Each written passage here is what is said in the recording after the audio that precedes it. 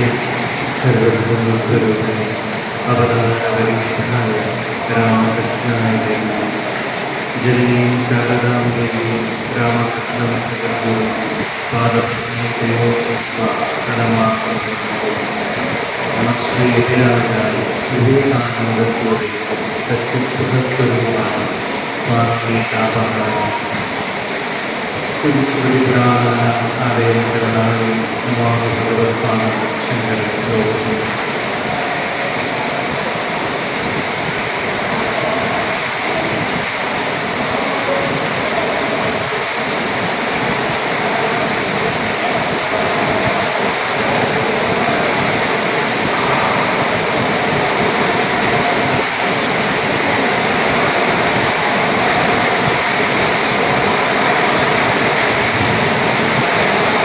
നമസ്കാരം.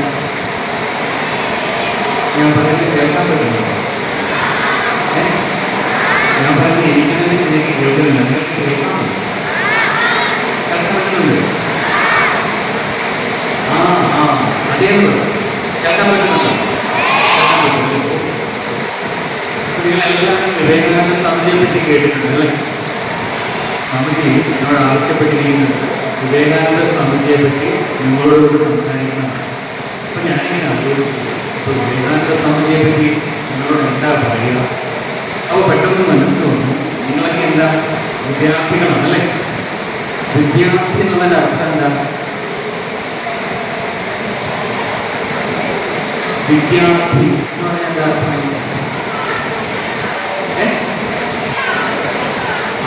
കറക്റ്റാണ്. വിദ്യയെ അർപ്പിക്കുന്ന, വിദ്യയെ കാക്ഷിക്കുന്ന, വിദ്യയെ ആഗ്രഹിക്കുന്ന, വിദ്യ ലഭിക്കാൻ താല്പര്യപ്പെടുന്ന അതാണ് വിദ്യാർത്ഥികൾ അല്ലേ?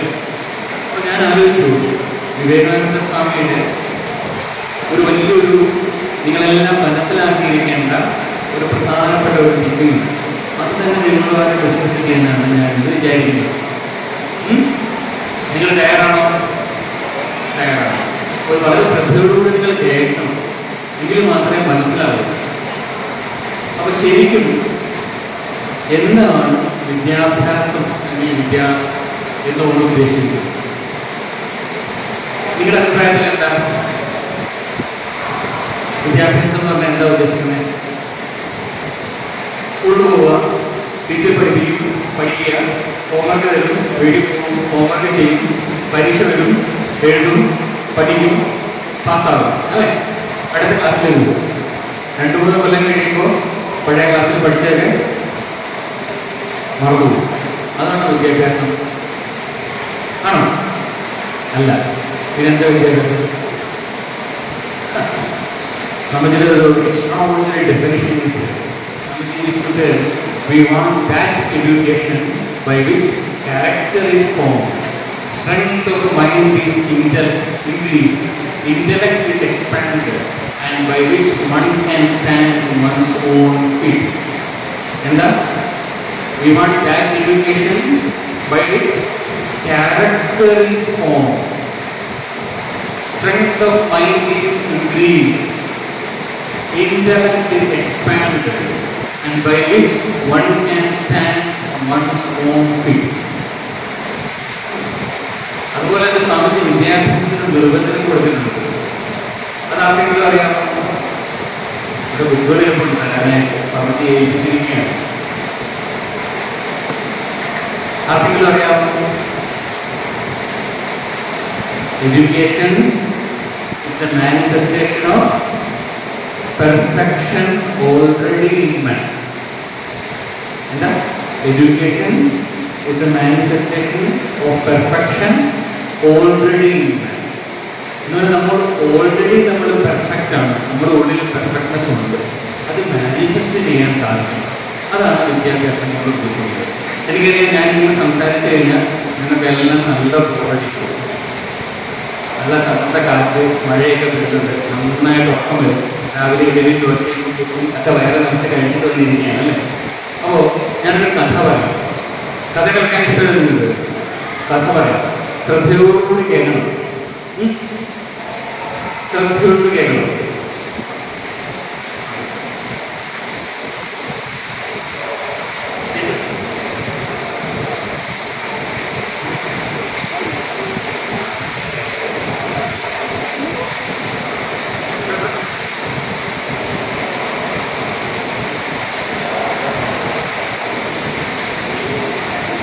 ഈ കഥ നടക്കുന്നത് ഇപ്പോഴൊന്നുമല്ല, പണ്ട്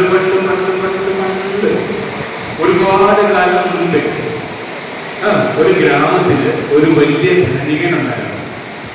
ആരുണ്ടായിരുന്നു? ധനികന്റെ പേരെന്താ? ധ്രുവ്. എന്താ? ധ്രുവ്. ധനികന്റെ പേര് ധ്രുവ്. ധനികനാണ്, അസാമാന്യ ധനികൻ. ഈ ധനികന് സുന്ദരിയായ ഒരു മകളുണ്ടായിരുന്നു. എന്താ മകളുടെ പേര്? ദേവനന്ദ. എന്താ മകളുടെ പേര്? ദേവനന്ദ. അപ്പോ വളരെ കാലം മുമ്പാണ് ഗ്രാമത്തിൽ ധനികനുണ്ടായിരുന്ന ധ്രുവ്, ധനിക സുന്ദരിയായ മകളുണ്ടായിരുന്ന ആരാ? ദേവനന്ദ. ഈ ദേവനന്ദയുടെ കല്യാണ സമയം വലിയ സ്വാമിജി ആറലായതുണ്ട്, കഥയാണ്, നമുക്ക് മനസ്സിലാവാൻ വേണ്ടി കേട്ടോ. അപ്പോ ധനികൻ എന്ത് ചെയ്തു? ആ ഗ്രാമത്തിലുള്ള എല്ലാ ആളുകളെയും കല്യാണത്തിന് ക്ഷണിച്ചു. എല്ലാവരും ക്ഷണിക്കണ്ടേ? എല്ലാവരും ക്ഷണിച്ചു. ഈ വരുന്നവർക്കെല്ലാം കഴിക്കാൻ ഭക്ഷണം കൊടുക്കണ്ടേ? കൊടുക്കണോ വേണ്ടയോ? നല്ല സദ്യ കൊടുക്കണം. പക്ഷെ ഒരു കാര്യമുണ്ട്, വളരെ കൊല്ലം മുമ്പ് നടന്ന കഥയാണ്. അപ്പൊ എന്തില്ല? പാചകം ചെയ്യാനില്ല, ഗ്യാസില്ല. എന്തില്ല? ഗ്യാസില്ല. അപ്പൊ ഗ്യാസിലേക്ക് എങ്ങനെ പാചകം ചെയ്യും? വിറക് കൊണ്ട് പാചകം ചെയ്യും. അപ്പൊ ധനികൻ എന്ത് ചെയ്തു? ആ നാട്ടിലുണ്ടായിരുന്ന മികച്ച ഏറ്റവും പേര് കേട്ട 2 വിറക് വെട്ടുകാരെ വിളിച്ചു. ഇതിനു വേണ്ടിയാ വിറക് വെട്ടാറ്. ഈ കൂട്ടത്തിൽ ഏറ്റവും നന്നായിട്ട് അഭിനയിക്കുന്ന ആരാ? നിങ്ങളുടെ കൂട്ടത്തിൽ ഏറ്റവും നന്നായിട്ട് അഭിനയിക്കുന്ന ആരാ? കൈവക്കത്തെ ഏറ്റവും നന്നായിട്ട് അഭിനയിക്കാൻ ഒരു വിറക് വെട്ടുകാരനായി ഒരാളുടെ വേണം. ആരാണ്?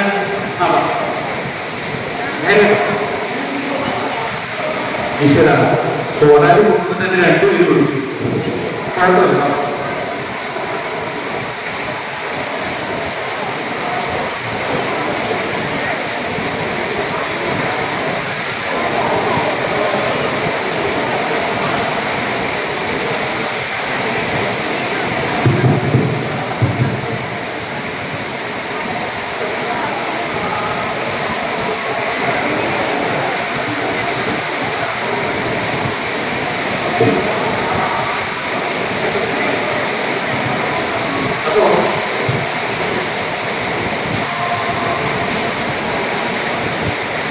ആ ഗ്രാമത്തിലെ ഏറ്റവും പേരുകെട്ട 2 വിറക് വെട്ടുകാർ ആരൊക്കെയാ? ഒന്ന് ഗോവിന്ദ്, ഒന്ന് അമർനാഥ്.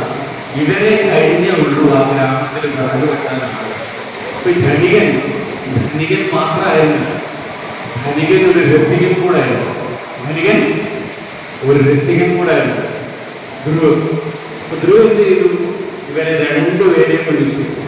എന്നിട്ട് 2 പേരോടും പറഞ്ഞു, എന്താ, എന്റെ മകളുടെ കല്യാണമാണ്, ഞാൻ ഗ്രാമത്തിലുള്ള എല്ലാവരെയും ക്ഷണിച്ചിട്ടുണ്ട്, അതുകൊണ്ട് എല്ലാവർക്കും ഭക്ഷണം കൊടുക്കണം. അപ്പോൾ ഒരുപാട് വിറക് വേണം. അപ്പൊ ഒരു മത്സരമായി രാവിലെ 6 മണി മുതൽ വൈകിട്ട് 6 മണി വരെ സമയം നിങ്ങൾ 2 പേരും വേറെ നിന്ന് വിറക് വെട്ടണം. ഏറ്റവും കൂടുതൽ വിറക് വെട്ടുന്ന ആൾക്ക് ശമ്പളത്തിന് പുറമെ എന്റെ കയ്യിൽ ഈ സ്വർണ്ണ മോതിരം, ഒരു സ്വർണ്ണ മോതിരം സമ്മാനമായിട്ട് കൊടുക്കും. ആ സ്വർണ്ണ മോതിരത്തിന് നടുക്കോ ഒരു വജ്രവും പതിപ്പിച്ചിട്ടുണ്ട്. എന്താ? ശമ്പളത്തിന് പുറമെ കയ്യിലെ സ്വർണ്ണ മോതിരവും വജ്രവും സമ്മാനമായിട്ട് കൊടുക്കും. ആർക്കാ ഏറ്റവും കൂടുതൽ വിറക് വെട്ടുന്നത്?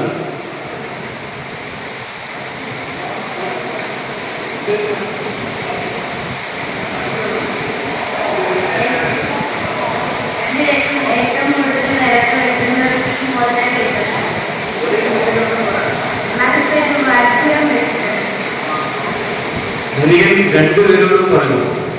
ഇത് കേട്ട് നമ്മുടെ 2 പേരും ആരൊക്കെയാ? ഗോവിന്ദും അമർനാഥും സന്തോഷിച്ചു.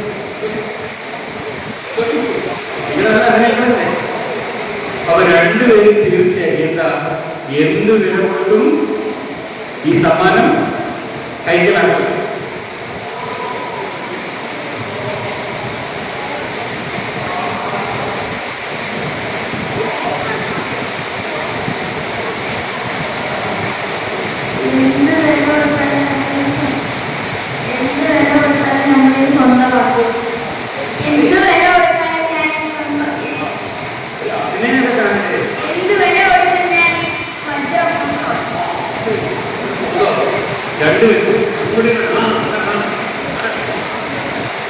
എന്നാ കാണാം, വാശിയാണ്.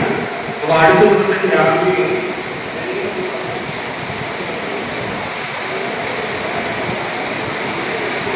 അടുത്ത ദിവസമായി രാവിലെ 6 മണിക്ക് മുമ്പ് 5:30 ആയപ്പോഴത്തേക്ക്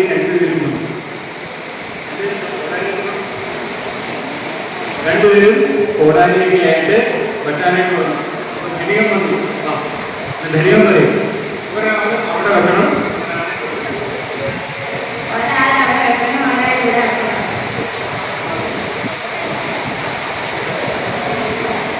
നമ്മുടെ സ്റ്റേജ് ചെറുതായതുകൊണ്ട്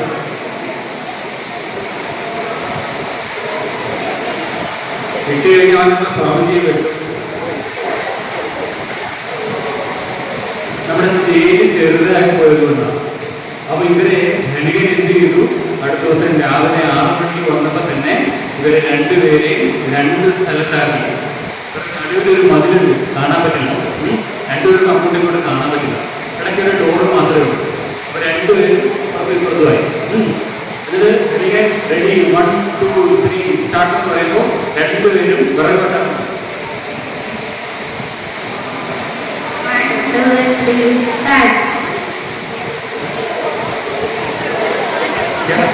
മരം വെട്ടാൻ താഴുള്ളൂ.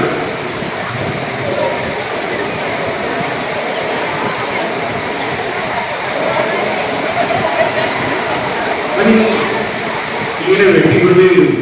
അപ്പോ നമ്മുടെ ഇദ്ദേഹം ഒരു തീരുമാനമുണ്ട്. കുറച്ചു നേരം കഴിഞ്ഞപ്പോ ഇദ്ദേഹം ഒരു തീരുമാനം എടുത്തിട്ട് അവരെന്താ, എന്ത് വില കൊടുത്തും ഈ സമ്മാനം ഞാൻ സ്വന്തമാക്കും. അതുകൊണ്ട് ഒരു നിമിഷം പോലും ഞാൻ വെറുതെ കളയില്ല, ഒരു സെക്കൻഡ് നേരം പോലും ഞാൻ വെറുതെ കളയില്ല. വെള്ളം കുടിക്കാനോ ഭക്ഷണം കഴിക്കാനോ വിശ്രമിക്കാനോ പോലും ഞാൻ സമയം കളയില്ല. ദൃഢപ്രതിജ്ഞ. ഒരു നിമിഷം പോലും ഞാൻ വെറുതെ കളയില്ല. ഭക്ഷണം കുടിക്കാനും വെള്ളം കുടിക്കാനും പോലും. അത് നിങ്ങൾ ശരിക്കല്ല. ഭക്ഷണം നന്നായിട്ട് ചവച്ചരച്ചാൽ വെള്ളം പോലും കുടിക്കാൻ പറ്റും. അങ്ങനെ വേണം ശരിക്കും കഴിക്കാൻ. അവനാണ് ദൃഢപ്രതിജ്ഞ എടുക്കൂ. ഒരു നിമിഷം പോലും വെറുതെ കളയില്ല. വെറുതെ വെട്ടിക്കൊണ്ട്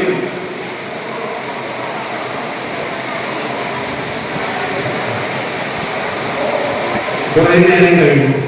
അപ്പോ അമർനാഥ് ഒരു തീരുമാനം എന്താ, കുറച്ചു നേരം കഴിഞ്ഞപ്പോൾ അമർനാഥ് തന്റെ കയ്യിലുള്ള കോടാലിയൊക്കെ ഓർത്ത് വെച്ച് നടന്ന് നടന്ന് പുറത്തേക്ക് പോവാം. അപ്പൊ നമ്മുടെ ഗോവിന്ദ് വരും. ഇവനെവിടെയാണ്? ചിലപ്പോൾ ഭക്ഷണം കഴിക്കാൻ പോവുമായിരിക്കും. അവൻ പോകട്ടെ, സമയം പോകട്ടെ, അവൻ പോകട്ടെ, സമയം കളയാൻ. ഞാൻ വിശ്രമിക്കാതെ വെട്ടിക്കൊണ്ടേയിരിക്കും. ദൃഢപ്രതിജ്ഞ എടുത്തു. ഒരു നിമിഷം പോലെ കളയാതെ വെട്ടിക്കൊണ്ടേയിരിക്കുക.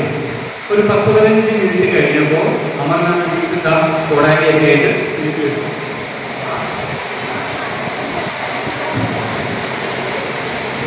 എന്നിട്ട് തൻ്റെ ജോലി തുടരുന്നു. വീണ്ടും 1 മണിക്കൂർ കൂടെ കഴിഞ്ഞു. വീണ്ടും അമർനാഥ് കോടാലിയൊക്കെ പുറത്ത് വെച്ച് വീണ്ടും പോകും. വീണ്ടും ഇവൻ വീണ്ടും എവിടെ പോകും?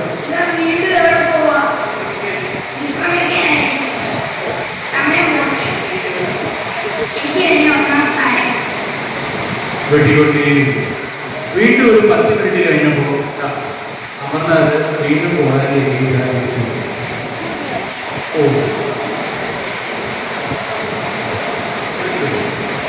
വെട്ടി വെട്ടി ഷൂവിന്റെ ലേസ് പോലും വെട്ടി കണക്കാണ്.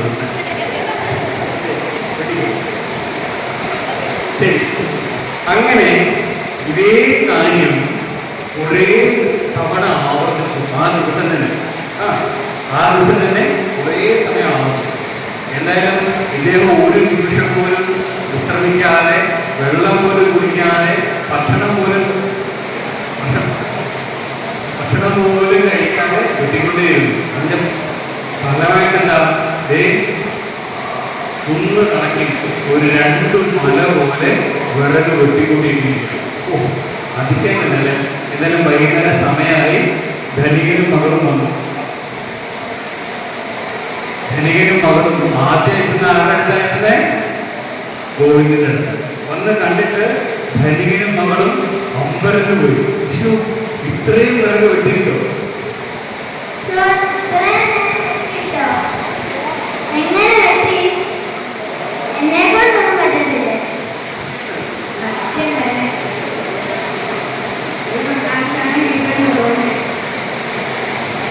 അപ്പൊ നോക്കുമ്പോ എന്താ കാണുന്നത്?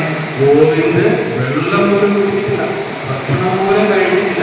തളർന്ന അവശനായി നേരെ നിൽക്കാൻ പോലും വയ്യ. ആടി കോടാലി നില തൂങ്ങിയാണ് നിൽക്കുന്നത്. കോടാലി നില തൂങ്ങിയാണ് നിൽക്കുന്നത്. അപ്പൊ പറയും, എന്താ ഇതിന്റെ സീക്രട്ട്?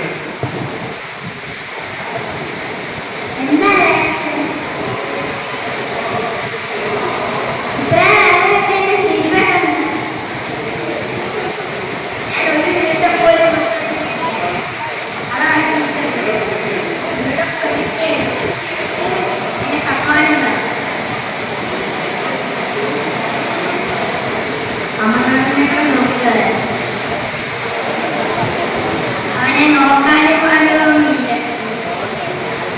ഒരുപാട് സമയം വെറുതെ കളഞ്ഞേക്കാം. എന്നാലും അതല്ല നോക്കണല്ലോ. പറഞ്ഞിട്ട് എല്ലാരും കൂടെ അമർനാഥിന്റെ അടുത്തേക്ക് എത്തി. അമർനാഥിന്റെ അടുത്ത് വന്നപ്പോ അക്ഷരാർത്ഥത്തിൽ ഇവരൊക്കെ ഞെട്ടിപ്പോയി. ഗോവിന്ദ് ഒരു 2 മല പോലെയാണ് വിറക് വെട്ടിക്കൂട്ടി ഇട്ടിരുന്നതെങ്കിൽ അമർനാഥ് ഇവിടെ ഒരു 10 മല പോലെ വിറക് കൂട്ടിയിട്ടിരുന്നു.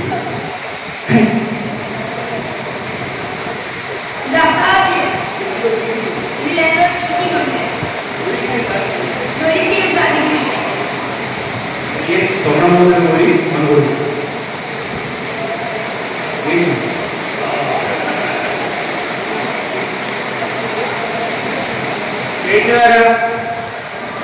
ആരാ അമ്മക്കാരെ ചെയ്തു കൊടുത്തു.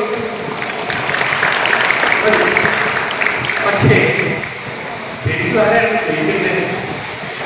കോവിഡ്. പക്ഷെ ജയിച്ചതാരാ?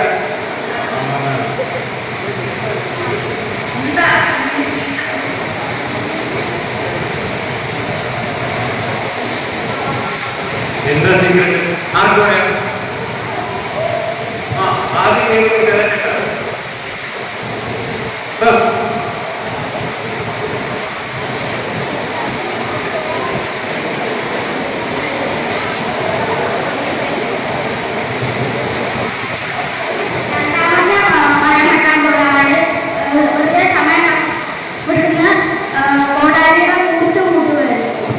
ബ്രില്യന്റ്.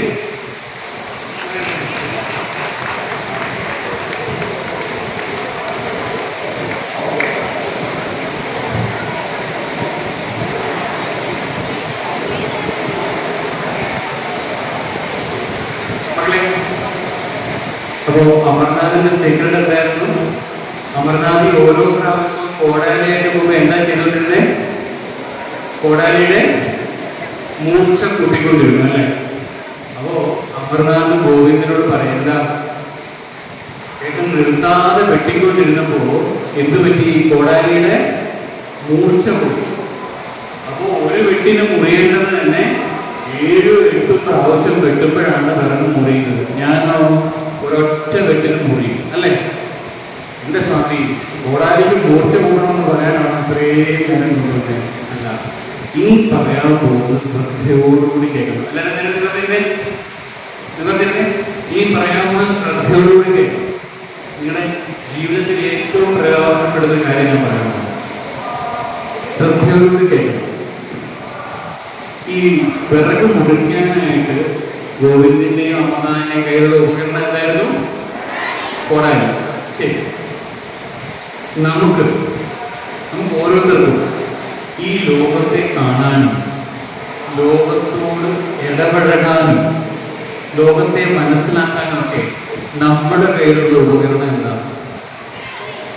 ആരാ പറഞ്ഞേ? പറഞ്ഞു. എന്താ പറഞ്ഞു? മോളെ പറഞ്ഞു. എന്താ പറഞ്ഞേ? കണ്ണോ? കാണാൻ കണ്ണു. ശരി, ഞാനൊരു കാര്യം ചോദിക്കാം. നമ്മൾ കണ്ണുകൊണ്ട് കാണുന്നു അല്ലേ? ചെവി കൊണ്ട് കേൾക്കുന്നു, മൂക്കുകൊണ്ട് ഗന്ധം മണം കിട്ടുന്നു, ത്വക്കില് സ്പർശനം കിട്ടുന്നു, നാവില് രുചി കിട്ടുന്നു.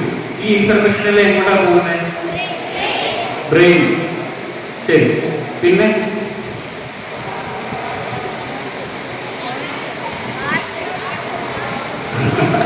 ശരി, ഞാനൊരു കാര്യം ചോദിക്കാം. നിങ്ങൾ മനസ്സെന്ന് കേട്ടിട്ടുണ്ടോ?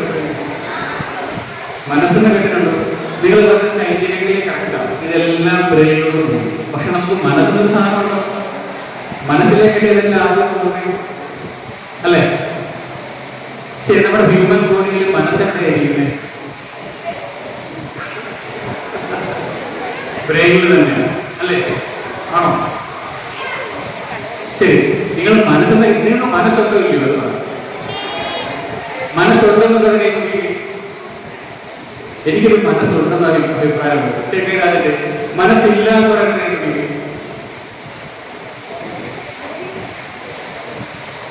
മനസ്സില്ല.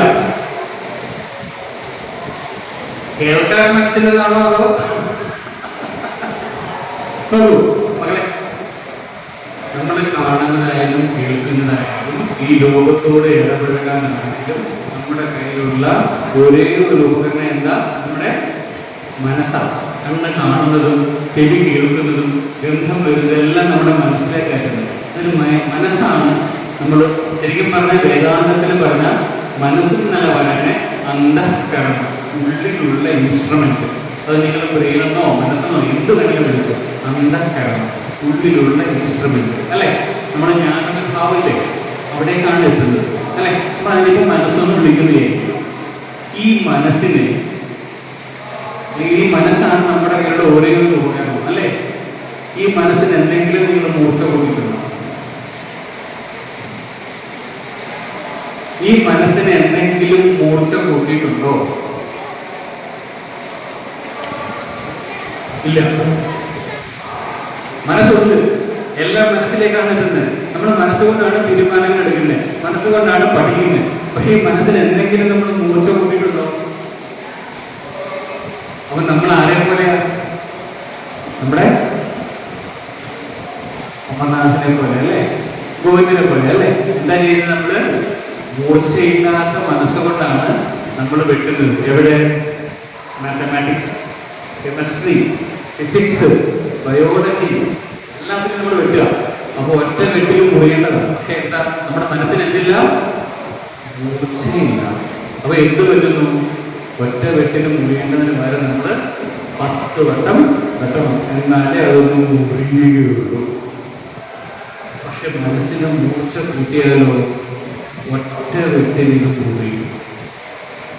ഇതിനെയാണ് ശ്രദ്ധ അല്ലെങ്കിൽ കോൺസെൻട്രേഷൻ എന്ന് പറയുന്നത്. നിങ്ങൾക്ക് ശ്രദ്ധയുണ്ടോ? ഉണ്ടോ? സത്യം. ഒരു മത്സരമായല്ലോ, ഞാൻ നിങ്ങൾ ഇത്രയും പേര് ആര് ചെയ്യുമെന്ന് നോക്കാം. നിങ്ങൾക്ക് ശ്രദ്ധയുണ്ടെന്നാണ് നിങ്ങൾ പറയുന്നത്, ഞാൻ പറയുന്നില്ല. നിങ്ങൾക്കാണോ ശക്തി? നിങ്ങളുടെ മനസ്സിനാണോ ശക്തി? നിങ്ങൾക്ക്. ഞാൻ പറയുന്നതല്ല, നിങ്ങളുടെ മനസ്സിനാണ്. നോക്കാം, നേരെ നിവർത്തിരുന്നേ. അടുത്ത ഒരു 10 സെക്കൻഡ് നേരത്തേക്ക്, എത്ര സെക്കൻഡാ? 10 സെക്കൻഡ് നേരത്തേക്ക് നിങ്ങൾ ആരും ഐസ്ക്രീമിനെ പറ്റി ചിന്തിക്കരുത്. ഐസ്ക്രീമിനെ പറ്റി ഓർക്കുകയും ചെയ്യരുത്.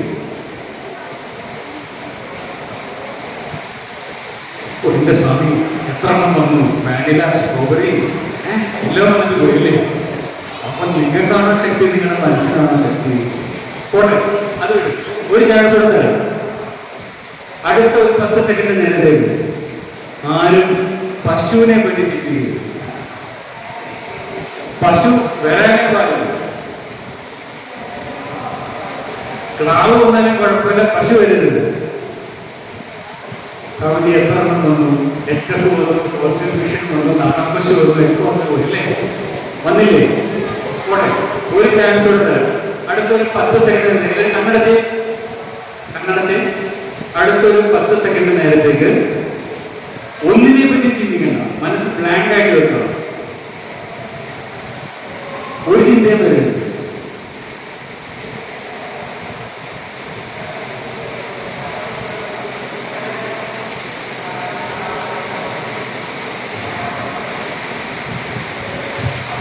സമ്മതി കണ്ണു പറഞ്ഞത് സ്വാമിജി എത്ര വട്ടം 10 സെക്കൻഡ് എന്നുള്ള കാര്യം തന്നെ വന്നു. മഴയുടെ ശബ്ദം കേട്ടു, എന്തൊക്കെ ചിന്തകൾ അല്ലേ? അപ്പൊ കണ്ടോ, നമ്മുടെ മനസ്സ് കാമശക്തി പോലും നാമശക്തി പോലും മനസ്സിലായി. പക്ഷെ നിങ്ങൾ മനസ്സിൽ ശ്രദ്ധയുണ്ടോ നിങ്ങൾ പറയണം. ഒന്നുകൂടെ നോക്കാം. ഞാൻ ഒറ്റയ്ക്ക്, നിങ്ങളെല്ലാവരും നേരെ കൈകൾ ഇങ്ങനെ വിളിച്ച് ഇങ്ങനെ ഒരു ഫീൽഡ് ഗ്യാപ്പിൽ കൈകൾ. ഓക്കെ, സിമ്പിളാണ്. മുഖത്തിലൂടെ പിടിക്കരുത്, മുന്നിൽ. സിമ്പിളാണ്. ഞാൻ എൻ്റെ കുസ്തി മുന്നോട്ട് ഇങ്ങനെ ആകുമ്പോൾ നിങ്ങൾ ഒരു വട്ടം ക്ലാപ്പ് ചെയ്യണം. സ്വന്തം മുഖത്തടിക്കരുത്. ഓക്കെ, അതുപോലെ തന്നെ ഞാൻ എൻ്റെ കൈ പുറകോട് എടുക്കുമ്പോൾ നിങ്ങൾ എന്ത് ചെയ്യണം? വീണ്ടും പഴയ പോലെ അടുത്തിരിക്കുന്ന ആളോട് ദേഷ്യം ഒറ്റ അത് പാടില്ല. ഓക്കെ, റെഡിയാണോ?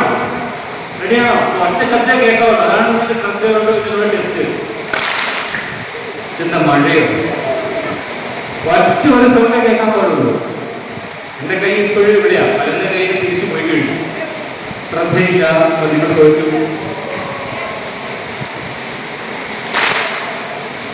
85%. നിങ്ങൾ വിദ്യാർത്ഥിരാജ സ്കൂളിലെ കുട്ടികൾ തന്നെ 90%. ലാസ്റ്റ് ചാൻസ് ആണ്. റെഡി, 1 2 3.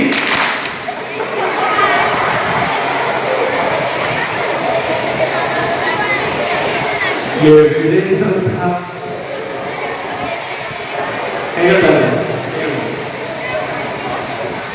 മക്കളെ, ഇനി ഞാൻ പറയാൻ ശ്രദ്ധിച്ചേക്കാം. വിദ്യാഭ്യാസം എന്ന് പറഞ്ഞു കഴിഞ്ഞാൽ നിങ്ങൾ വിദ്യാർത്ഥികളാണല്ലോ. അപ്പൊ സ്വാമിജിയുടെ ഈ ഒരു ആശയം ഞാൻ നിങ്ങൾക്ക് തരാൻ ആഗ്രഹിക്കുന്നത്. വിദ്യാഭ്യാസം എന്ന് പറഞ്ഞു കഴിഞ്ഞാൽ നമ്മുടെ മനസ്സിനെ, നമ്മുടെ സ്വന്തം മനസ്സിനെ മനസ്സിലാക്കാനും, വാക്കുകൊണ്ടല്ല മനസ്സിലാക്കാനും നിയന്ത്രിക്കാനും, നമ്മുടെ ആവശ്യാനുസരണം മനസ്സിനെ ഓരോരോ വിഷയങ്ങളിലേക്ക് ശ്രദ്ധ കേന്ദ്രീകരിക്കാനും നമുക്ക് കഴിയണം. അതാണ് വിദ്യാഭ്യാസം. ഓക്കെ, അപ്പൊ വിദ്യാഭ്യാസം എന്നല്ല, നമ്മുടെ മനസ്സിനെ മനസ്സിലാക്കാനും നിയന്ത്രിക്കാനും ശ്രദ്ധ കേന്ദ്രീകരിക്കാനും നമുക്ക് കഴിയണം. അതാണ് വിദ്യാഭ്യാസം. മനസ്സിലായോ? വാക്കുപോലും അങ്ങനെ. മനസ്സിലായോ? മനസ്സിലായി. ഇനി ഇതിന്റെ ഒരു എക്സ്ട്രാordinary ബെനിഫിറ്റ് ഞാൻ പറഞ്ഞുതരാം. എക്സ്ട്രാordinary, മനസ്സിനെ മനസ്സിലാക്കിയാലും മനസ്സിനെ നിയന്ത്രിക്കാനും കഴിഞ്ഞാലുള്ള ഒരു എക്സ്ട്രാordinary ബെനിഫിറ്റ് ഞാൻ പറഞ്ഞുതരാം. എന്താ? നമുക്ക് സന്തോഷം തോന്നുന്നത് എവിടെയാ? മനസ്സിൽ. ദുഃഖം തോന്നുന്നത് എവിടെയാ? മനസ്സിൽ. ദേഷ്യം തോന്നുന്നത് എവിടെയാ? മനസ്സിൽ. അസൂയ തോന്നുന്നത് എവിടെയാ? മനസ്സിൽ. ഏത് വികാരവും എടുത്തോളൂ, ഇതെല്ലാം തോന്നുന്നത് എവിടെയാണ്? മനസ്സിൽ. അപ്പോ മനസ്സിനെ ജയിക്കാൻ സാധിച്ചാൽ, മനസ്സിനെ നിയന്ത്രിക്കാൻ സാധിച്ചാൽ, ഇതിന്റെ ഒക്കെ മുകളിൽ നമുക്ക് എന്തെങ്കിലും നിയന്ത്രണം കിട്ടും. ഇതിനെ ഒക്കെ നമുക്ക് ജയിക്കാൻ പറ്റും. എപ്പോ വേണമെങ്കിലും സന്തോഷമായിട്ടിരിക്കും. ഇപ്പൊ നമുക്ക് സന്തോഷമായിട്ടിരിക്കണമെങ്കിൽ എന്ത് വേണം? ഫുട്ബോൾ വേണം, അല്ലെങ്കിൽ ക്രിക്കറ്റ് വേണം, അല്ലെങ്കിൽ TV വേണം, അല്ലെങ്കിൽ മൊബൈൽ വേണം, അല്ലെ? അല്ലെങ്കിൽ കളിക്കാൻ വേണം, അല്ലെങ്കിൽ ഒരു സിനിമ നാട്ടിൽ പോകണം. എങ്കിലും നമുക്ക് സന്തോഷം കിട്ടുള്ളൂ. അതെന്താ? മനസ്സങ്ങനെ.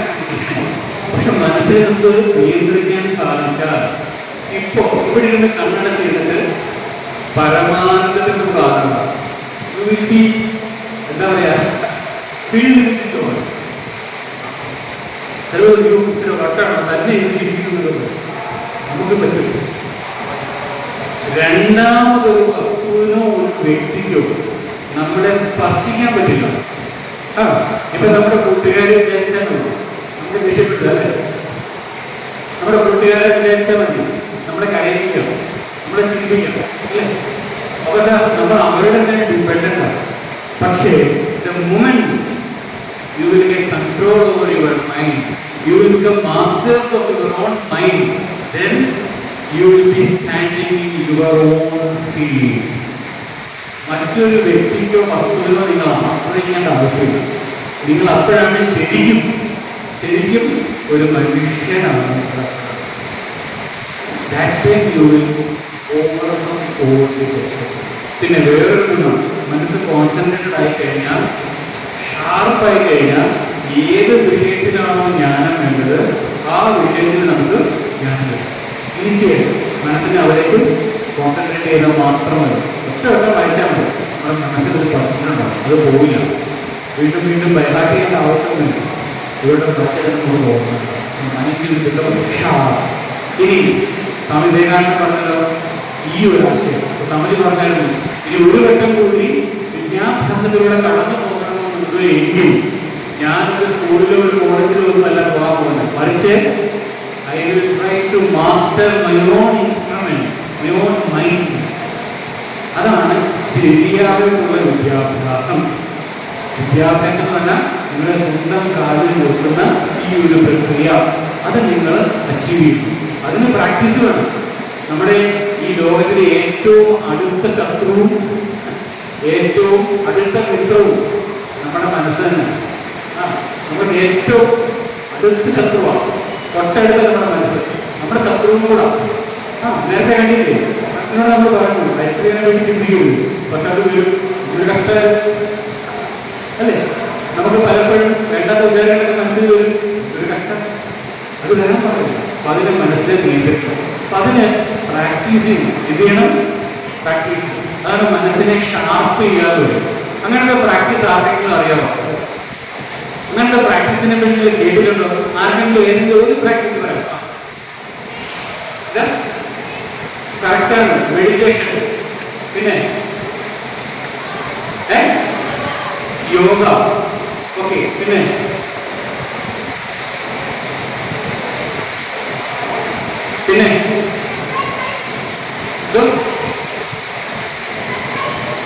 എക്സസൈസ്, മനസ്സിനെ എക്സസൈസ് ചെയ്യും അല്ല, പിന്നെ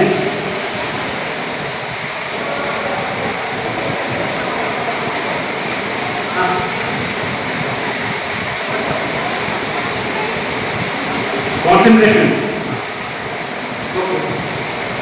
ശരി, ഞാൻ ഇവർ നിങ്ങൾക്ക് കുറച്ച് ടെക്നിക്കുകൾ പറഞ്ഞു. എന്ത് പറഞ്ഞുതരാം?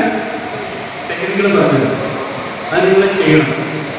ഒന്ന് നിങ്ങൾ കേട്ടിട്ടുണ്ടാവും, ജപം. എന്താ ജപം? കേട്ടിട്ടുണ്ടോ? ജപം എന്ന് കേട്ടിട്ടുണ്ടോ? ജപിക്കുക എന്ന് കേട്ടിട്ടുണ്ടോ? സരസ്വതി ദേവിയെ നിങ്ങൾ രാവിലെ പ്രാർത്ഥിച്ചില്ലേ? സരസ്വതി ദേവിയുടെ 4 കൈയിൽ ഒരു കൈയിൽ എന്താ കാണുന്നേ?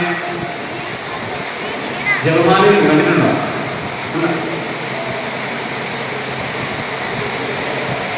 നല്ല ഉള്ളവർക്ക് കാണാൻ പറ്റത്തില്ല.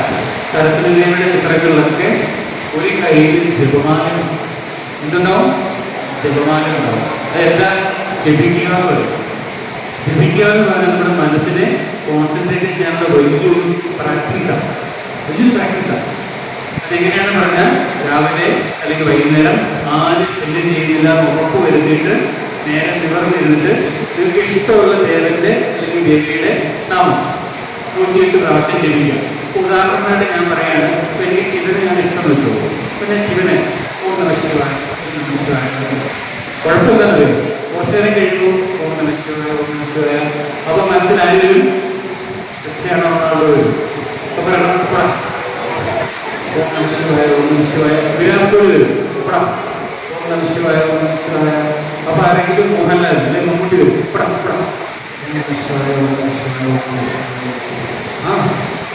ഇവരൊക്കെ എങ്ങനെ ഗ്രേറ്റ് ആയത്? They have extraordinary concentration. നിങ്ങൾ ഏത് ഫീൽഡിൽ ഗ്രേറ്റ് ആയിട്ടുള്ള ആളെ എടുക്കുന്നുണ്ടോ, they have A certain amount of concentration. നിങ്ങൾക്കും അങ്ങനെ ഗ്രേറ്റ് ആണെന്നുണ്ടെങ്കിൽ ഇവരൊക്കെ തള്ളി പറഞ്ഞ് ഈ കോൺസെൻട്രേഷൻ അച്ചീവ് ചെയ്തേ പറ്റുള്ളൂ. അപ്പോ ഒന്നെന്താ ജപം, എന്താ ജപം, ഇഷ്ടമുള്ള ദൈവത്തിൽ ദേവിയുടെ ജപിക്കണം. പിന്നെ രണ്ടാമത് ഒന്നാണ് നിങ്ങൾ പാരായണം എന്ന് കേട്ടിട്ടുണ്ടോ? പാരായണം, എന്ത് പാരായണം? രാമായണം ഒന്ന് ഒരു ദിവസം കൊണ്ട് വായിച്ചു തീർക്കാൻ പറ്റില്ല മക്കളാണ്. ചെറിയ ഭഗവത്ഗീത 18 അധ്യായമുണ്ട്. കുറച്ച് ബുദ്ധിമുട്ടാണ്.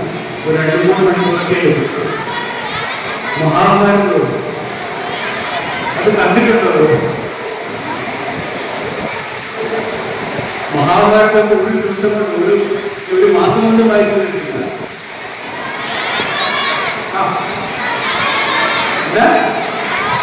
ജ്ഞാനപ്പാൻ. ശരി, സാധാരണ ക്ലാസ് വിഷ്ണു സഹസ്രനാമം, ലളിതാ സഹസ്രനാമം കേട്ടിട്ടുണ്ടോ? ശിവസഹസ്രനാമം. ഇതൊക്കെ ഒരു അരമണിക്കൂർ കൊണ്ട് നമുക്ക് വേണം. 20-25 മിനിറ്റ് കൊണ്ട് നമുക്ക് പാരായണം ചെയ്ത് തീർക്കാം.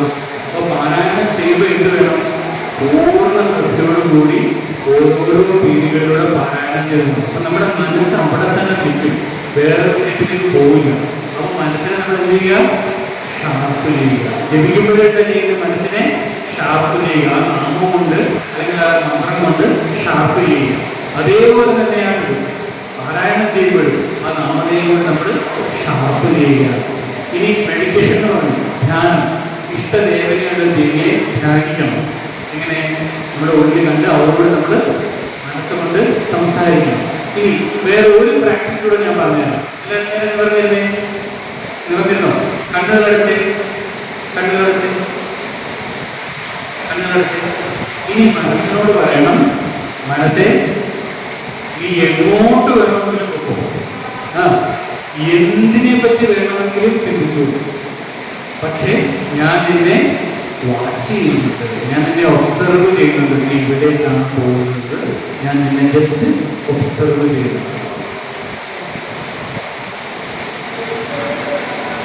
മനസ്സ് ഓരോരോ വിഷയങ്ങളിലേക്ക് പോകും, കുഴപ്പമില്ല. എങ്ങോട്ടൊക്കെയാണ് പോകുന്നത് ജസ്റ്റ് നോക്കി കണ്ടാൽ മാത്രമല്ല.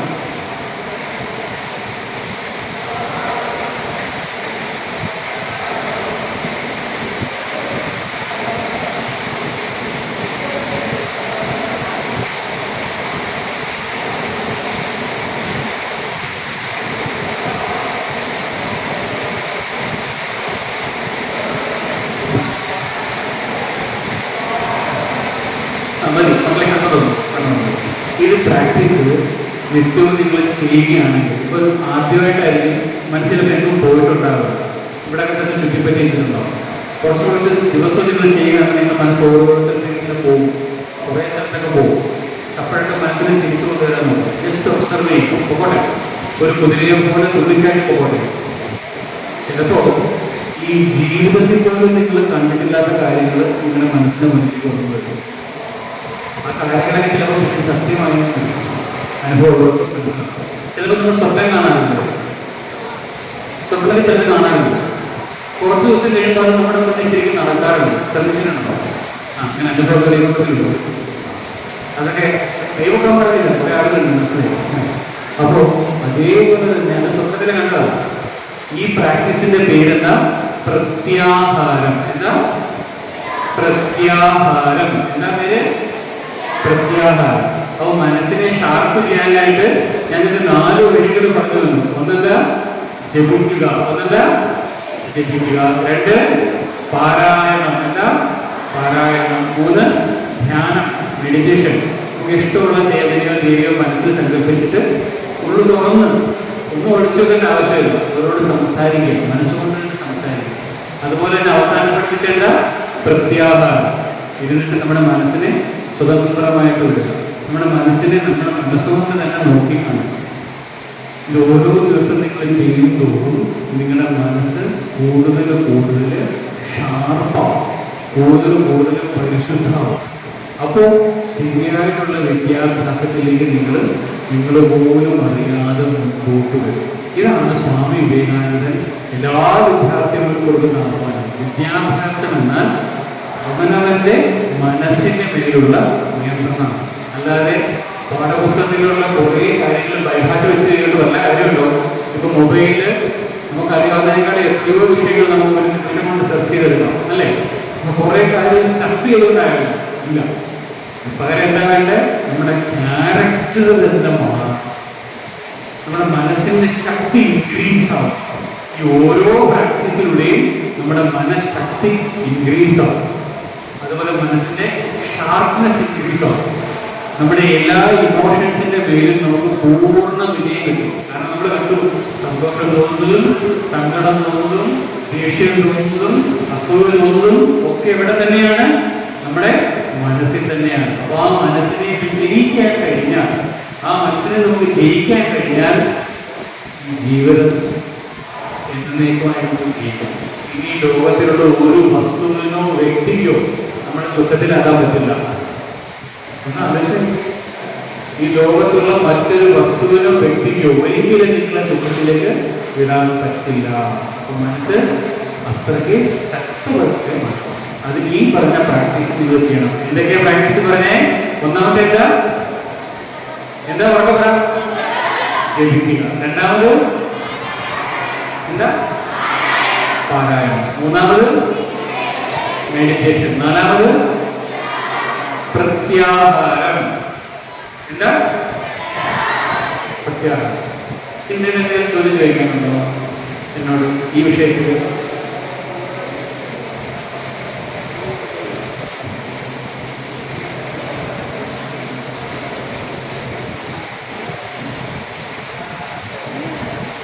എന്തെങ്കിലും ചോദിക്കാനുണ്ടോ ഈ വിഷയത്തിൽ?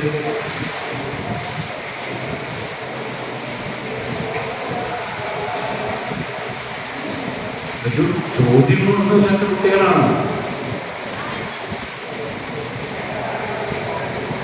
ഒരു ചോദ്യമില്ലേ?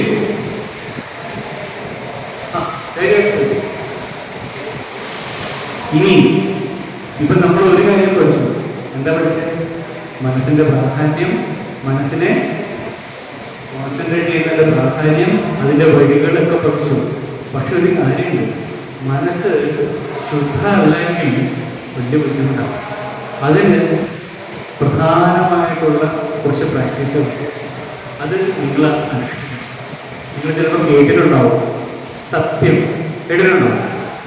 സത്യം മാത്രമേ പറയാറുള്ളൂ. എനിക്കൊരു സംശയമുണ്ട്. എന്റെ സംശയം മാറ്റിത്തരാമോ? ചോദിച്ചോട്ടെ. കള്ളം പറഞ്ഞാൽ കുഴപ്പമില്ല. ഈ കള്ളം പറഞ്ഞാൽ കുഴപ്പമില്ല. ദൈവം കോപിക്കും. എനിക്ക് ദൈവത്തിൽ വിശ്വാസം. അപ്പോഴോ എനിക്ക് ദൈവത്തിൽ വിശ്വാസം. കള്ളം പറഞ്ഞാൽ എന്താ കുഴപ്പം?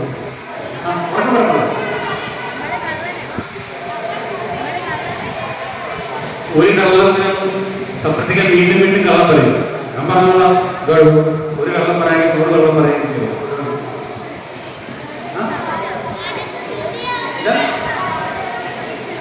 മനസ്സ് നീറും, ദഹിക്കും.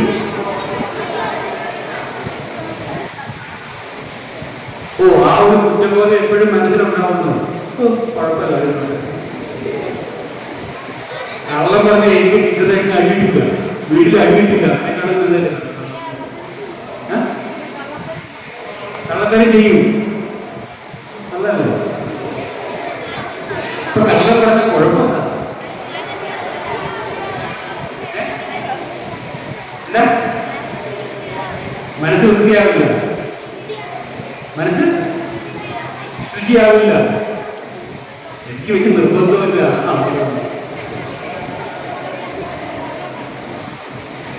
നിങ്ങൾ പറയും. ഇപ്പൊ കള്ളം പറയുന്നത് കൊണ്ട് എനിക്കൊരു അടിയിൽ നിന്നോ പണിഷ്മെന്റിൽ നിന്നോ രക്ഷ കിട്ടുമെന്നുണ്ടെങ്കിൽ കള്ളം പറയുന്നത് എന്തിന് സത്യം പറയണം? എപ്പോഴും നിങ്ങൾ ചെറുപ്പം തൊട്ടേ കേൾക്കുന്ന കള്ളം പറയുന്നു, സത്യം പറയണം, സത്യം പറയണം. എന്തുകൊണ്ടാണ്?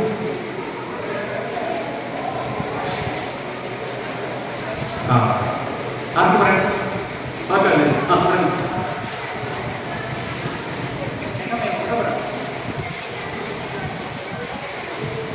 ചെറിയ ചെറിയ കേരളത്തിൽ തുടങ്ങി അവസാനം വലിയ കളത്തിൽ ചെന്ന് നിൽക്കുകയുള്ളൂ.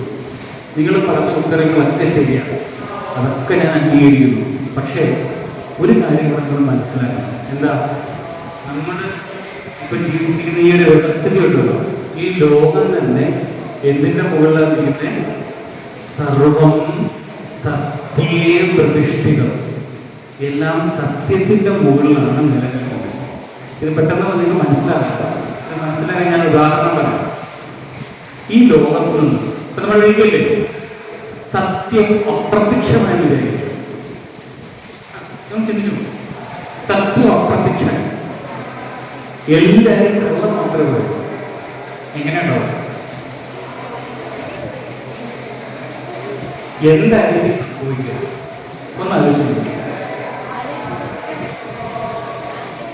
ഒറ്റ മനുഷ്യനെ വിശ്വസിക്കാൻ പറ്റില്ല. ശരിയാ, പിന്നെയാണ് കേട്ടോ. കാരണം ഈ കള്ളപത്രമൊക്കെ പറയും. നിങ്ങൾ ക്ലാസ്സിൽ ചെല്ലുന്നു, ടീച്ചർ പഠിപ്പിക്കുകയാണ്. എന്താ? ഇന്ത്യയുടെ രാഷ്ട്രപിതാവാണ് ആര്? സത്യല്ലേ? കള്ളവല്ലേ പഠിപ്പിക്കൂ? ആ ആലോചിച്ചു. സത്യമില്ല, സത്യം അപ്രത്യക്ഷമായിപ്പോയി. നിങ്ങൾ ക്ലാസ്സിൽ ചെന്നു, 1ാം ക്ലാസ്സിൽ പഠിപ്പിക്കുകയാണ്. 1 1 3, 1 2 6. ഒന്ന് ആലോചിച്ച്. രാവിലെ നിങ്ങൾ എഴുന്നേറ്റു, ചായ ഇടണം. അമ്മ പോയി ഫ്രിഡ്ജ് തുറന്ന് പാലെടുത്തു. പാലിന്റെ കവറ് കുറച്ച് പറഞ്ഞത് പാലല്ല, തൈര. കാരണം എന്താ? കള്ളം. പാലാത്മാന സത്യമായില്ലേ? അത് കള്ളം. തൈര കൊണ്ട് ചായ ഇട്ട എങ്ങനെയുണ്ടാവും? സൂപ്പർ ചായ ആയിരിക്കും. നിങ്ങൾക്ക് പകുതിയല്ലേ? ബന്ധു വീട്ടിൽ പോവാം. എവിടേക്ക് പോകാൻ തീരുമാനിച്ചു? ബീഗാലാൻഡിൽ പോകാൻ നിങ്ങൾ തീരുമാനിച്ചു. നിങ്ങൾ എവിടെ കയറി? ട്രെയിനിൽ കയറി. എങ്ങോട്ട് പോകുന്ന ട്രെയിനിൽ കയറി? എറണാകുളത്ത് പോകുന്ന ട്രെയിനിൽ കയറി. ട്രെയിൻ എങ്ങോട്ടാണ് പോകുന്നത്? ട്രിവാൻഡ്രത്തേക്ക്. അതാ കള്ളം. ഒരു കാര്യം ശ്രമിച്ചു. സർവം സത്യേ പ്രതിഷ്ഠിതം. നമ്മുടെ ഈ ലോകം നിലനിൽക്കുന്ന എന്തിനേറെ പറയുന്നു. നിങ്ങളൊക്കെ ഇപ്പൊ ഈ കസേരയിൽ ഇരിക്കുന്നില്ലേ? ആ കസേരയിൽ ഇത്ര ശതമാനം പ്ലാസ്റ്റിക് ഉള്ളത് കൊണ്ടാണ് ഇരിക്കുന്നത്. അല്ലെങ്കിൽ നിങ്ങൾ ഇരിക്കുമ്പോൾ തന്നെ എന്ത് പറ്റിയേനെ? ഒടിഞ്ഞു പോയേനെ. ഒന്ന് അനുസരിച്ച് ഇരിക്കാൻ പറ്റുമോ? ക്ലാസ്സിൽ നിന്ന് പഠിക്കാൻ പറ്റുമോ? ഏത് നിമിഷം വേണമെങ്കിലും പൊടിഞ്ഞ് തന്നിൽ വീഴും. കറങ്ങി തന്നെ വീഴും. എന്താ സംഭവിക്കുക അല്ലേ? അപ്പോ സർവം സത്യേ പ്രതിഷ്ഠിതം. നിങ്ങൾ ഇരിക്കുന്ന കൊമ്പ് മുറിക്കുന്ന ആളെ കഥ കേട്ടിട്ടുണ്ടോ? അതിബുദ്ധിമാനായിരുന്നു നിങ്ങളെ പോലെ. മരമുണ്ട്, മരത്തിൽ കയറി വിറക് വേണം. എന്ത് ചെയ്തു? മരത്തിൽ കയറിയിട്ട് ഒരു കൊമ്പിലിരുന്നു. ഇതിനാ ഇരിക്കുന്ന കൊമ്പ് തന്നെ വഴി വെച്ച് മുറിക്കുക. എന്തുണ്ടാവും? കൊമ്പ് പൊട്ടുമ്പോ ഇടിഞ്ഞു പോയി വീഴും അല്ലേ? അപ്പൊ നമ്മൾ ഓരോ വ്യക്തവും കള്ളം പറയുമ്പോ നമ്മൾ എന്താ അക്ഷരാർത്ഥം ചെയ്യുന്നേ? നമ്മൾ ഇരിക്കുന്ന കൊമ്പാണ് നമ്മൾ മുറിച്ചുകൊണ്ടിരിക്കുന്നത്. മനസ്സിലാവുന്നുണ്ടോ? നമ്മൾ സ്വയം ഇരിക്കുന്ന കൊമ്പാണ് നമ്മൾ മുറിച്ചുകൊണ്ടിരിക്കുന്നത്. ഞാൻ ബുദ്ധിമാൻ അല്ലെങ്കിൽ ബുദ്ധിമതി എന്ന് നടിച്ച് നമ്മളൊരു കള്ളം പറയുമ്പോൾ നമ്മൾ എന്താ അക്ഷരാർത്ഥം ചെയ്യുന്നത്? നമ്മൾ ഇരിക്കുന്ന കൊമ്പ് തന്നെയാണ് മുറിക്കുന്നത്. ആരുടെ നടുവ് ഒടിയാൻ പോകുന്നത്? നമ്മൾ. ഒരു കാരണവശാലും കള്ളം പറയുന്നത്. വിവേകാനന്ദ സ്വാമിയുടെ ഗുരുവായിരുന്നു ശ്രീരാമകൃഷ്ണ പരമഹംസർ. ആ ശ്രീരാമകൃഷ്ണ പരമഹംസർ പറയുമായിരുന്നു, കലിയുഗത്തിലെ ഏറ്റവും വലിയ തപസ്, കലിയുഗത്തിലെ ഏറ്റവും വലിയ തപസ് എന്ന് പറഞ്ഞാൽ എന്താ? സത്യം. ഏത് പരിസ്ഥിതി നിങ്ങൾ പരീക്ഷിച്ചു നോക്കിയോ? നിങ്ങൾ എന്തോ ഒരു ചെറിയൊരു കുസൃതി ക്ലാസ്സിൽ ചെയ്തു, ടീച്ചർ പിടിച്ചു, ചോദിച്ചു, ആരാ ചെയ്തേ? എനിക്കൊന്നും അറിയില്ല. ടീച്ചർ കണ്ടിട്ടുണ്ടാവും. പക്ഷെ നിങ്ങൾ അതിന്റെ സ്വയം എഴുന്നേറ്റ് ഞാൻ ചെയ്തു, തെറ്റിപ്പോയി, ഈ ഞാൻ ആവർത്തിക്കില്ല. നിങ്ങൾ അങ്ങനെ പറഞ്ഞു നോക്കി, ആ ടീച്ചർക്ക് തന്നെ നിങ്ങളോട് ബഹുമാനം വരും. ഇതിന്റെ ആ ടീച്ചർക്ക് തന്നെ നിങ്ങൾ എന്ത് തോന്നും? ബഹുമാനം. ഒരു കാരണവശാലും സത്യത്തെ വിടാൻ അതുപോലെ തന്നെ മാതാപിതാക്കന്മാരെയും ഗുരുജനങ്ങളെയും ബഹുമാനം. നിങ്ങൾ കേട്ടിട്ടുണ്ടോ? മാതാ പിതാ ഗുരു ദൈവം. മാതാ പിതാ ഗുരു ദൈവം. എന്തിനാ അമ്മ ഇത്രമാത്രം നമ്മൾ ആദരിക്കുക സ്നേഹിക്കുക ചെയ്യുന്നത്? അമ്മ ഇത്രയ്ക്ക് എന്തെങ്കിലും ചെയ്യുന്നുണ്ടോ? നിങ്ങൾക്ക് വയറുവേദന വന്നിട്ടുണ്ടോ? വയറുവേദന, നല്ല വയറുവേദന കഴിഞ്ഞ് വന്നിട്ടുണ്ടോ? നല്ല സുഖമാണോ വയറുവേദന? ബുദ്ധിമുട്ടല്ലേ? അപ്പോൾ ഒന്ന് ആലോചിക്കുക, 10 മാസം നിങ്ങളെ വയറ്റിൽ ചുമന്നോട്ട് നടന്നത് എങ്ങനെയുണ്ടാവും? ഒരു ചെറിയ വയറുവേദന 1 മണിക്കൂർ നേരത്തേക്ക് നമുക്ക് പിടിച്ചു വെക്കാൻ പറ്റില്ല. അപ്പോഴാണ് 10 മാസം നമ്മുടെ വയറ്റിലാണ് ചുമന്നോട് നടന്നത്. അതിലും വലിയൊരു സഹനശക്തി വേറെ ആർക്കുണ്ടല്ലേ? അതുകൊണ്ട് മാതാവ് തന്നെയാണ് ആദ്യത്തെ ദൈവം. രണ്ടാമത് പിതാവ്. നമുക്ക് കഴിക്കാൻ ഭക്ഷണവും മറ്റു ചുറ്റുപാടും എല്ലാം ആരാണ്ടാക്കിയിരുന്നേ? നമ്മുടെ പിതാവ്. പിന്നെ നമ്മളെ അന്ധകാലത്ത് നിന്ന് വെളിച്ചത്തിലേക്ക് നയിക്കുന്ന ആരാ? ഗുരുനാഥൻ, നമ്മുടെ അധ്യാപകർ. അതുപോലെ തന്നെ ദൈവം. ഈ 4 എപ്പോഴും നമ്മൾ കടപ്പെട്ടിരിക്കണം. എങ്കിൽ അതുപോലെ തന്നെ സത്യം മുറുക്ക പിടിക്കണം. എങ്കിൽ നമ്മുടെ മനസ്സ് പരിശുദ്ധമാവും. നേരത്തെ ഞാൻ പറഞ്ഞില്ലേ, ജപം, പാരായണം, ധ്യാനം, പ്രത്യാഹാരം ഇതൊക്കെ നിങ്ങൾ ചെയ്യുന്നുണ്ട്. പക്ഷെ നിങ്ങൾക്ക് സത്യമില്ല എങ്കിൽ, ഈ പറഞ്ഞ 4 പേരെ നിങ്ങൾ ആദരിക്കുന്നില്ല, ബഹുമാനിക്കുന്നില്ല എങ്കിൽ വലിയ കാര്യമൊന്നുമില്ല. നിങ്ങളൊന്ന് ആലോചിച്ചെങ്കിൽ ഈ ടെററിസ്റ്റുകളൊക്കെ, ഭീകരവാദികൾ കേട്ടിട്ടുണ്ടോ? ഭീകരവാദികൾ അവരൊരു പ്ലാൻ സക്സസ് ആക്കണമെങ്കിൽ എത്രമാത്രം ശ്രദ്ധയോടുകൂടിയാണ് പ്ലാൻ ചെയ്യുന്നത് അല്ലേ? അവർ പ്ലാൻ ചെയ്ത് നടപ്പിലാക്കുന്നത് ബോംബ് അല്ലേ?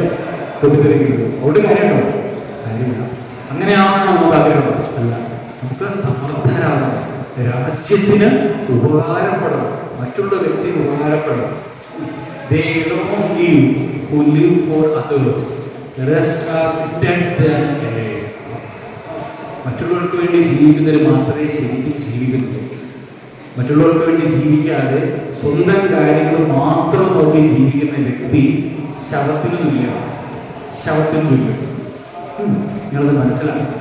അപ്പോൾ നമുക്ക് ശവമല്ല ആവണ്ടേ, നമുക്ക് ആരാവണ്ടേ? ശിവനായി മാറണം അല്ലേ? ശിവനായി മാറണം, നമ്മുടെ സ്വരൂപരായി മാറണം. അതിന് നമ്മുടെ മനസ്സിനെ നമുക്ക് നിയന്ത്രിക്കേണ്ടതായിട്ടുണ്ട്. അപ്പൊ അതിന് ഏറ്റവും പ്രീറിക്വസിറ്റാണ് ആദ്യം പറഞ്ഞ മാതാ പിതാ ഗുരു ദൈവം. അതോടൊപ്പം തന്നെ കലിയുഗത്തിലെ ഏറ്റവും വലിയ തപസ്, നിങ്ങൾ തപസ് എന്ന് വിചാരിച്ച ഹിമാലയത്തിലോ ഏതെങ്കിലും മലയുടെ മുകളിലോ പോയി ഒറ്റക്കാലിൽ നിൽക്കുന്ന അല്ല തപസ്. തപസ് എന്ന് പറഞ്ഞു കഴിഞ്ഞാൽ അനുഷ്ഠിക്കാൻ നമ്മളെ തപിപ്പിക്കുന്ന തപസ്. നിങ്ങൾ നോക്കിയോ, ഒരു ചലഞ്ച് എടുത്ത് നോക്കൂ. അടുത്ത ഒരു 10 ദിവസത്തേക്ക് ഞാൻ സത്യം മാത്രമേ പറയൂ. ഒരു ചലഞ്ച് എടുത്തു, പേരിന് പോലും കള്ളം പറയുക, സത്യം മാത്രമേ പറയൂ. ഞാനൊരു ചോദ്യം ചോദിക്കാം. കഴിഞ്ഞ ഒരാഴ്ചയായിട്ട് സത്യം മാത്രം പറഞ്ഞുള്ള കൈവയ്ക്കുകയും ഒരു കള്ളവും പറയാത്തത് അറിയില്ല, അറിയാം. 3 ദിവസമായിട്ട് ഒരു കള്ളവും പറയാത്ത കൈവയ്ക്കുകയും ഇന്നത്തെ കള്ളമാണോ അത് നോക്കി വേണം, ആലോചിച്ച് വേണം കേട്ടോ. ശരിക്കും ആലോചിച്ചിട്ട് മതി. മതി അമ്മയോടൊക്കെ നോക്കിയിട്ടേ മതി. പോട്ടെ, ഇന്ന് രാവിലെ 8:30 ഇന്ന് ഇതുവരെ ഒരു കള്ളവും പറയാത്ത കൈവയ്ക്കുകയും. അപ്പൊ ഇന്നത്തെ കോട്ടെ ശരി വിടുക. അപ്പൊ അടുത്തൊരു 10 ദിവസത്തേക്ക് നിങ്ങൾ ചലഞ്ചായിട്ട് എടുത്തു. കള്ളം പറയാനായിട്ട് ഇങ്ങനെ വരും, അതെ സത്യം പറയാമല്ലോ. അപ്പൊ ഉള്ളിൽ നമ്മളെ തപ്പിപ്പിക്കുമല്ലോ. അതാണ് തപസ്. അപ്പൊ ടീച്ചർ പിടിച്ചു. എന്തിനാണ് ചെയ്തത്? പെട്ടെന്ന് കള്ളായിരിക്കും വരുന്നത്. പറയും സത്യം പറ. ഒരു നിമിഷം ശാന്തമായിട്ട് ആലോചിച്ചിട്ട് നമ്മളെ ഉള്ളിൽ തപ്പിപ്പിക്കും. അത് തപസ്സാണ്. നിങ്ങൾ 10 ദിവസം ഇരുന്നപ്പോൾ your mind will extraordinarily become strong. എന്ത് കാര്യത്തെ നേരിടാനുള്ളൊരു ചങ്കൂറ്റം നിങ്ങൾക്കുണ്ട്. അപ്പൊ ഈ തപസ്, സത്യമാകുന്ന തപസ്സിനെ നിങ്ങൾ മുറുകെ പിടിക്കണം. എന്തിനെ മുറുകെ പിടിക്കണം? സത്യം. എന്താ സത്യം? ഒരുപാട് മനസ്സിലാക്കില്ല. പിന്നെ വിദ്യാഭ്യാസത്തിന്റെ ഞാൻ പറഞ്ഞു, ശരിക്കുള്ള വിദ്യാഭ്യാസം എന്താ? നമ്മുടെ മനസ്സിനെ മനസ്സിലാക്കുകയും മനസ്സിനെ നിയന്ത്രിക്കുകയും മനസ്സിനെ ഒരു വിഷയത്തിൽ ശ്രദ്ധ കേന്ദ്രീകരിക്കാൻ ചെയ്യുകയും സാധിക്കുക എന്നുള്ളതാണ് യഥാർത്ഥ വിദ്യാഭ്യാസം. അതിന് 4-5 വഴികൾ പഠിപ്പിച്ചു. ഒന്നാമത്തെ എന്താ? ജപം. എന്താ ഒന്നാമത്തെ? രണ്ടാമത്തെ എന്താ? പാരായണം. രണ്ടാമത്തെ എന്താ? മൂന്നാമത്തെ എന്താ? മെഡിറ്റേഷൻ. നാലാമത്തെ എന്താ? എന്താ? ഓർമ്മയുണ്ടല്ലോ എല്ലാവർക്കും? ശരി. അപ്പൊ ഇത്ര നേരം ശ്രദ്ധയോടുകൂടി നിങ്ങൾ എന്നെ കേട്ടുകൊണ്ടിരുന്നു. വളരെ സന്തോഷം. ഓം ശാന്തി ശാന്തി ശാന്തി. ഹരി ഓം തത്സത്. ശ്രീരാമകൃഷ്ണാർപ്പണമസ്തു.